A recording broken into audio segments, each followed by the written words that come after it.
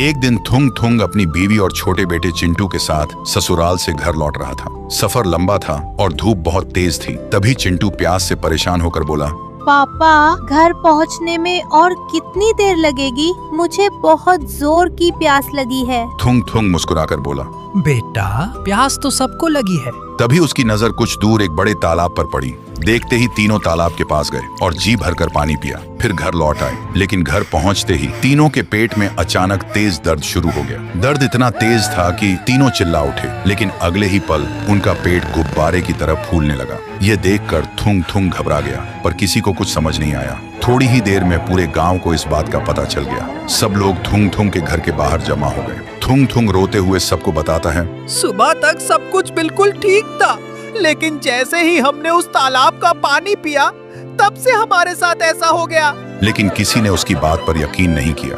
उल्टा गांव वाले उसका मजाक उड़ाने लगे। कोई हंस रहा था, कोई उंगली दिखा रहा था, और कुछ ही देर बाद सब वहां से चले गए। पर अपने दर्द और अपने परिवार की बेइज्जती ने थुंग थुंग को जवाब ढूंढने पर मजबूर कर दिया। फिर शाम के वक्त लोगों से छुपकर वह अकेला दोबारा उसी तालाब के पास आया और जोर से चिल्लाया, आखिर हमने तेरा क्या बिगाड़ा है?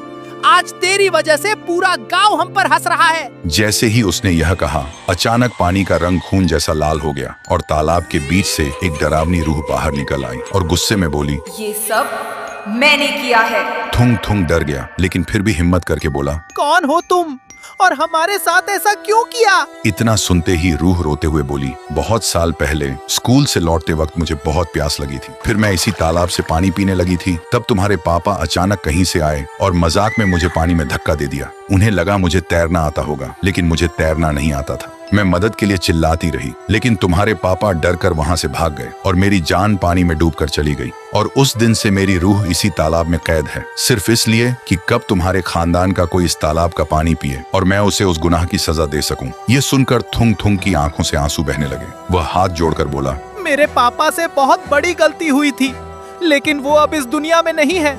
उनके गुनाह की सजा हमें मत दो।